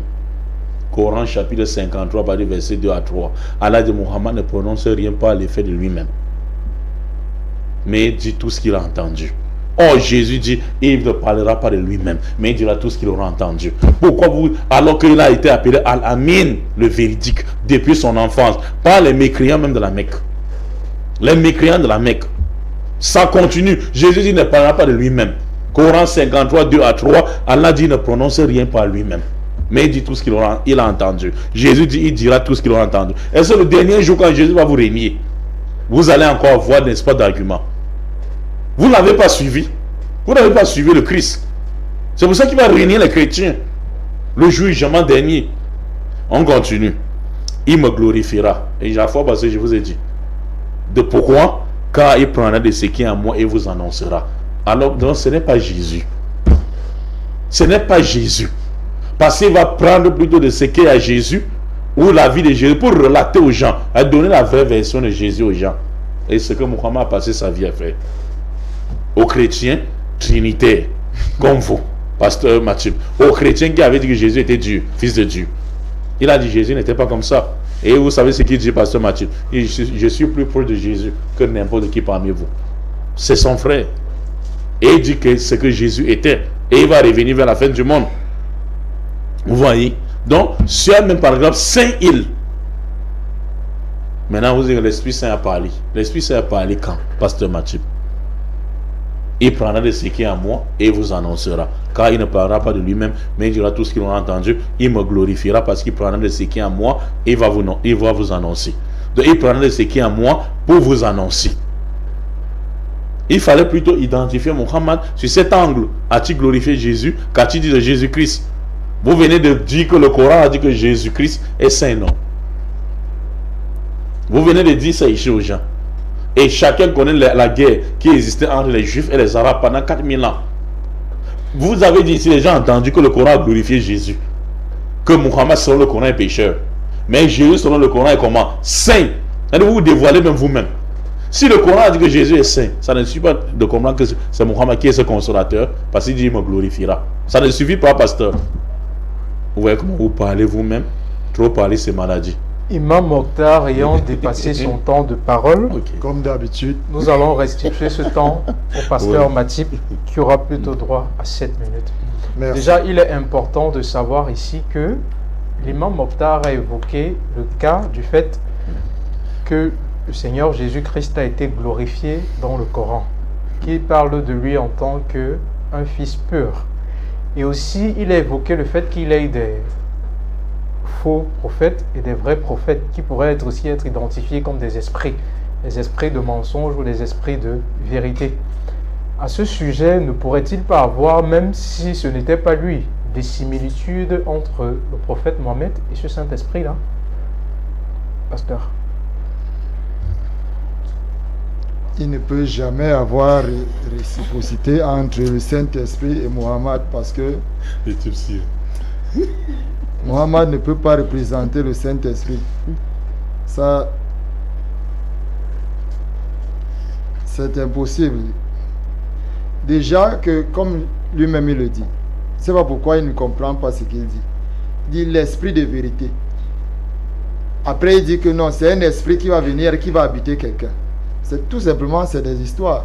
Quand Jésus, par exemple, dit dans le livre de Jean, il dit, je suis le chemin, la vérité et la vie. Jésus-Christ est la vérité. Il n'a pas l'esprit de vérité, mais il est la vérité. Donc si quelqu'un veut arriver au Père, il n'a qu'à passer par Jésus, parce que c'est lui qui est la vérité. Il n'a pas l'esprit de vérité, mais il est la vérité. Donc, quelqu'un peut venir avoir la vérité, c'est une chose, mais être la vérité, parce qu'il dit, je suis la vérité. Donc, il n'y a pas d'amalgame par rapport à ça. Et Mohammed ne peut pas, comme il a dit, il a dit tantôt, que si Mohammed, il essaie de se blanchir, hein, il essaie de dire, bon, si on considère que Mohammed quand même était un pécheur, bon, on se dit que il dépasse Jésus quelque part. Mais comment est-ce que, moi je voudrais savoir, si Mohammed a élevé Jésus, je ne sais pas, il a élevé jusqu'à quel niveau, parce que je sais une chose dans le Coran, dans l'islam, que c'est après Dieu, c'est Mohammed, ce n'est pas Jésus. Même si le Coran va dire que Jésus est sans péché et que Mohammed réclame ses péchés, Mohammed passe toujours avant Jésus. Donc c'est ça en fait la religion. C'est ça. Moi, c'est ce que je n'aime pas dans la religion, parce que la religion a ce dogme de pouvoir voir le noir et dire que c'est du blanc. On connaît que Mohammed réclame ses péchés, même s'il dit que c'est des erreurs, mais le Christ, il est né sans péché, et quelque part on dit même, on précise qu'il est l'Esprit de Dieu. Il est l'Esprit de Dieu. J'ai lu ça dans le Coran. Donc il est l'Esprit de Dieu. Mais comment est-ce que quelqu'un qui est l'Esprit de Dieu peut venir maintenant à la fin devenir moins que celui-là qui réclame ses péchés. Allez-y savoir ce que la religion va nous instruire. Donc ici, je vais lire, il a dit tout à l'heure que l'Esprit a parlé haut. Je vais revenir dans le texte que j'ai dit tout à l'heure, dans Actes chapitre 10, le verset 19. La Bible dit, et comme Pierre était à réfléchir sur la vision, l'Esprit lui dit, voici 3 hommes te demandent, lève-toi, descends et pars avec eux sans hésiter, car c'est moi qui les ai envoyés. Ici, c'est l'Esprit. J'espère que, monsieur Dernier, vous me suivez. Hein? Bien sûr, attentivement. D'accord, ok. Parce que j'aime quand vous me suivez. Je sais que les téléspectateurs me suivent aussi. Et j'aime quand vous me suivez quand même. Toujours, ils sont même en train de réagir. D'accord. Nous aurons le temps de lire le message. Ok, merci déjà. Donc, comme j'étais en train de le dire, ici, nous voyons que dans Actes chapitre 10, le verset 19, il dit, et comme Pierre était à réfléchir sur la vision dont j'ai dit tout à l'heure, mais comment est-ce que je peux manger des choses impures que je n'ai jamais eu à manger? Et le Seigneur lui dit que, et comme Pierre était à réfléchir sur la vision, l'Esprit lui dit, voici 3 hommes te demandent, lève-toi, descends et va et pars avec eux sans hésiter, car c'est moi qui les ai envoyés. Pierre donc descendit et il dit à ces hommes, voici je suis celui que vous cherchez.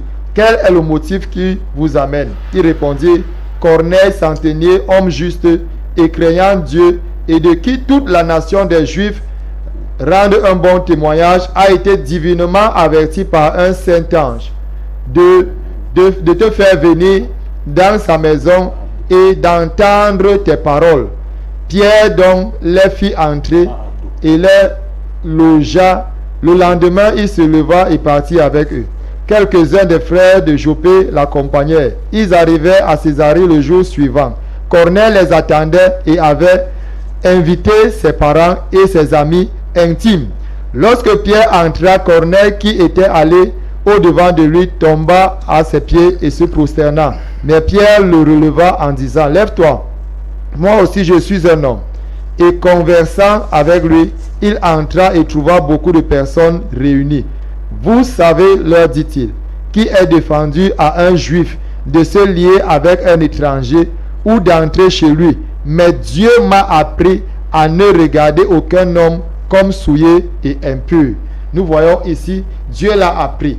Par quoi Dieu l'a appris? Pourquoi est-ce que du vivant de Jésus, il n'avait pas appris cette leçon? Parce que le temps n'était pas encore venu, comme je l'ai dit tantôt. Dieu fait toutes choses à son temps. Il fallait que c'est le Saint-Esprit qui vienne et qui l'édifie par rapport à cela. Et quand tu vas continuer à lire, pour ne pas être long, quand tu continues à lire ce récit, tu vas voir que dès que Pierre a juste ouvert la bouche pour annoncer l'évangile, la bonne nouvelle de Jésus-Christ, le Saint-Esprit a confirmé, il est descendu. Et même ces païens ont commencé à parler en d'autres langues, comme les pierres ont reçu le Saint-Esprit le jour de la Pentecôte. Ok, merci, brillant pasteur Mathieu. Nous avons bien reçu votre exposé, mais nous ne saurons continuer l'émission sans lire quelques réactions des téléspectateurs. Ici, nous avons le frère Ambed qui dit, Mohamadi, je demande aussi, il est embrouillé au carré. Voilà.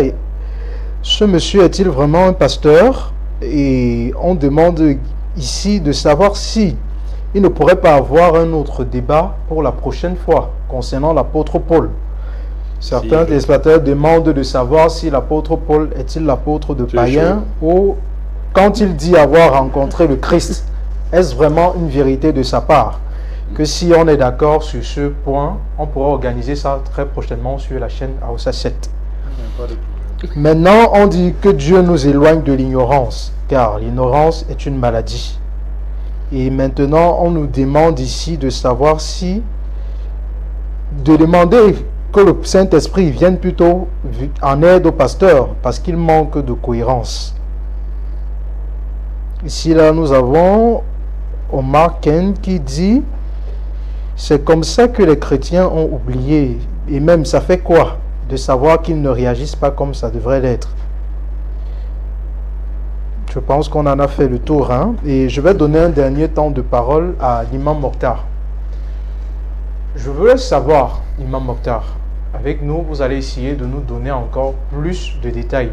Tout à l'heure, vous avez été clair sur le fait que Mohamed répondait déjà à des caractéristiques qui ont été évoquées auparavant concernant le fait d'avoir glorifié Jésus, concernant le fait d'avoir été un défenseur pour les hommes, concernant quelqu'un qui a été un enseignant pour eux. Mais maintenant, il est aussi important de rappeler que les Saintes Écritures nous rappellent que qu'il demeurera avec nous éternellement. Ce que nous voulons comprendre ici, c'est comment Mohammed, étant déjà mort, peut-il demeurer éternellement avec nous? Ok, très bien. Oui, ces questions-là, c'est aussi les gens qui ne comprennent pas le langage prophétique. Jésus-Christ dit aussi que c'est lui. Jésus-Christ dit, mes chers frères, que ceux qui appliquent les commandements de Dieu, je serai avec eux jusqu'à la fin du monde. Et lorsqu'il s'élevait au ciel, il avait dit, je suis avec vous jusqu'à la fin du monde. Je suis avec vous jusqu'à la fin du monde. Il n'y a qu'un fou pour dire que Jésus est là assis dans chaque coin de la maison. Il dit, c'est lui qui obéit à Dieu, moi et le Père, nous viendrons habiter chez lui. Il n'y a qu'un fou pour dire que Jésus est là dans chaque coin de la maison. Il y a 1000 chrétiens, 1000 Jésus et 1000 Dieu dans chaque coin de la maison. Ce sont les langages prophétiques. Quand on dit, le consolateur va rester avec vous éternellement, ça veut dire que ses enseignements va rester éternellement. Il n'y aura plus de messager après lui ou un autre message après lui. Ça va rester éternellement. Oh, Muhammad est khatam anbiya wa mursalin, khatam an-nabiyyin wa rasul. Muhammad c'est le dernier des prophètes et des derniers des envoyés. Ça veut dire que ces enseignements resteront jusqu'au jugement dernier. Pasteur Matthieu dit ceci. Il dit, si le Coran a glorifié Jésus-Christ, pourquoi qu'on cite le nom de Allah, on met directement pour Muhammad, on ne met pas Jésus. Donc une façon, Pasteur Matthieu veut nous faire comprendre qu'on met Jésus en deuxième position. Parce qu'il faut savoir une chose, que chez nous, comme je vous ai dit, il n'y a pas de différence entre les messagers. Allah dans le Coran, écoutez, Allah dans le Coran chapitre 4, verset 164, il dit, ceux qui disent, ceux qui croient à nos messagers, il dit on croit à certains, on ne croit pas à d'autres. Allah dit voilà les vrais mécréants. Parce que pour nous, il n'y a pas de différence entre les messagers. Là, nous faisons nous on ne fait pas de différence entre les messagers. Il n'y a pas chez nous comme dit que non, Jésus est grand plus que Jésus. Jésus est grand plus que Moïse. Moïse est plus grand que Muhammad. Tu dis ça, tu deviens mécréant. Systématiquement. C'est Allah qui a élevé celui qui a élevé l'autre. C'est Allah qui peut dire celui je l'ai élevé par rapport à l'autre. Mais vous, pour nous, il ne nous a pas permis de comparer les prophètes et dire que c'est lui qui... Comment on va comparer les prophètes, Pasteur Matthieu? Parce que les prophètes dans l'islam sont semblables aux ministres. Il est un fou pour dire qu'au Cameroun, le ministre, n'est-ce pas, de sport dépasse le ministre de l'éducation, n'est-ce pas, de l'éducation, n'est-ce pas, civique ou bien de la jeunesse. Tous sont les ministres. À la seule différence que chacun a son secteur d'activité, Pasteur Matthieu. Donc, dire qu'entre Mohammed et Jésus, qui est plus grand que qui, c'est comme dire entre le ministre des Sports et le ministre des Enseignements secondaires, qui est plus grand que qui. Tous sont des ministres, mais chacun a son couloir. Le prophète Mohammed dit que tous les messagers sont comme les enfants d'un même père et de mères différentes. Ils ont tous été envoyés à leur peuple respectif, et moi j'ai été envoyé à la totalité des humains, et je crois la prophétie. C'est ça la différence de eux. Maintenant, vous dites, pourquoi est-ce qu'on cite après Allah, c'est Mohammed? On devait dire Jésus, pour la simple raison du consolateur. C'est même le thème. Parce que c'est lui qui vient, Jésus dit que c'est lui qui vient, c'est lui qui va rester éternellement avec vous. C'est comme au Cameroun. 1000 fois on a dit ça ici dans la télévision à Oussa 7. Un Camerounais se met au boulevard de 20 mai, soit à Douala et soit à Yaoundé. Le jour du 20 mai, son excellent Paul Biya n'est pas mon président, c'est Amadou Aïjo, c'est un rebelle qui doit être arrêté, jugé et jeté en prison. Est-ce qu'Amadou Aïjo n'a pas été président? Oui, il a été président. Mais pourquoi cela sera jeté en prison? Parce que la nouvelle constitution reconnaît la personne de son excellent Paul Biya comme l'actuel président du Cameroun, qu'on veille ou pas, c'est notre président, même s'il y a les opposants. C'est la même chose sur le plan supérieur. Celui qui dit je crois à ce prophète qui est passé, je ne crois pas à d'autres, Allah dit voilà les vrais mécréants. C'est comme, n'est-ce pas, Jésus, quand il était venu, les Juifs ont dit ne crois pas à toi. On continue à croire à Moïse. Jésus le dit dans Jean 15, verset 22 à 23. Si je n'étais pas venu, je ne vous ai pas parlé, vous n'aurez pas de péché. Maintenant, comme je suis venu, je vous ai parlé. Vous avez reçu de croire en moi. Sous prétexte que vous croyez à Moïse, c'est fini, vous êtes jugé. Et le prophète Mohammed dit, allez, ça n'a pas dit, je jure par celui dans lequel repose mon âme. Un juif ou un chrétien qui entend parler de moi, il meurt, il ne me suit pas, c'est l'enfer direct. Rapporté par l'imam musulman. Merci, ça, c'est ça. Merci. Déjà, il est important de rappeler aux téléspectateurs que l'émission est quasiment arrivée à sa fin. Mais nous ne saurons arrêter l'émission sans pouvoir prendre un mot de conclusion de la part de chacun d'entre vous. Donc, Pasteur Matip, qu'avez-vous à dire en conclusion par rapport au consolateur? Qu'est-ce que les chrétiens qui nous regardent dans le monde sont censés retenir ce soir? Ce qu'ils peuvent retenir, c'est dans le livre de 1 Corinthiens, le chapitre 3, le verset 16. La Bible dit, « Ne savez-vous pas que vous êtes le temple de Dieu et que l'Esprit de Dieu habite en vous ?» Donc nous sommes le temple de Dieu, c'est ce que je veux dire aux chrétiens, que nous sommes le temple de Dieu, l'Esprit de Dieu habite en nous. Voilà pourquoi le Seigneur Jésus l'a dit, ce n'est pas ses paroles tout simplement, parce que la Bible déclare que la lettre tue.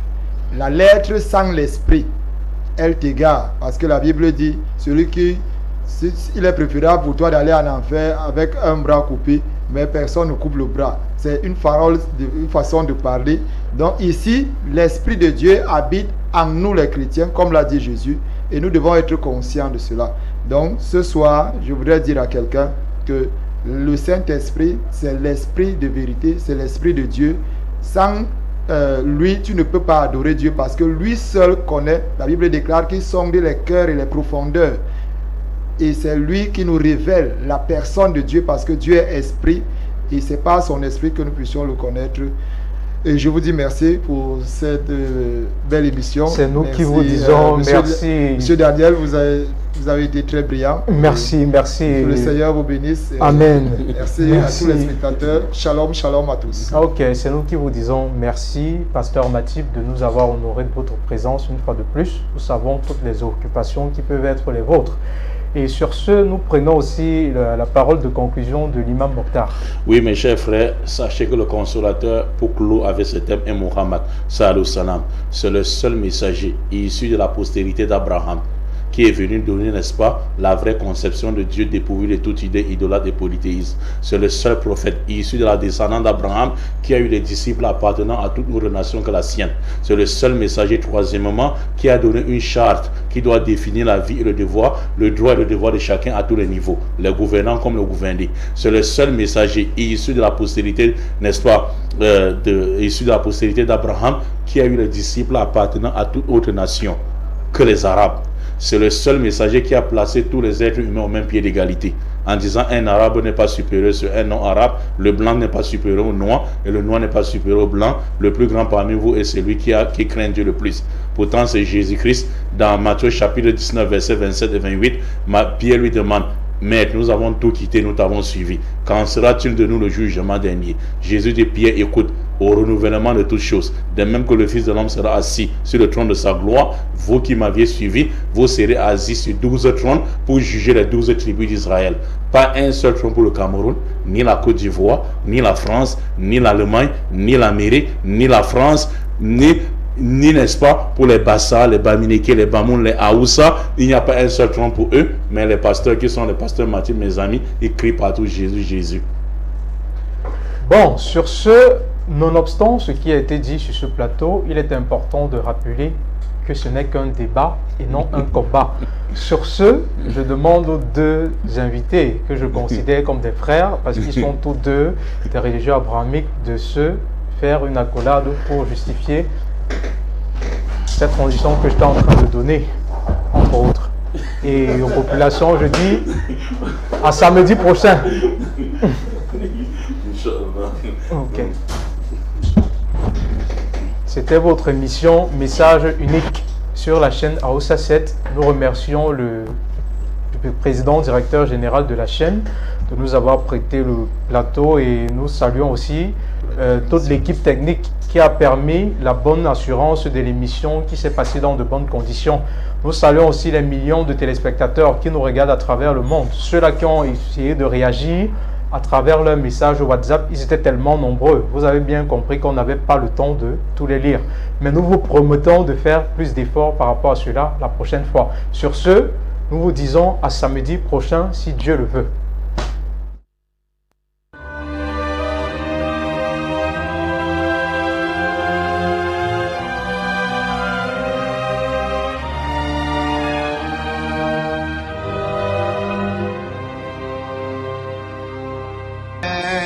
Vayera Elav Adonai be'eloi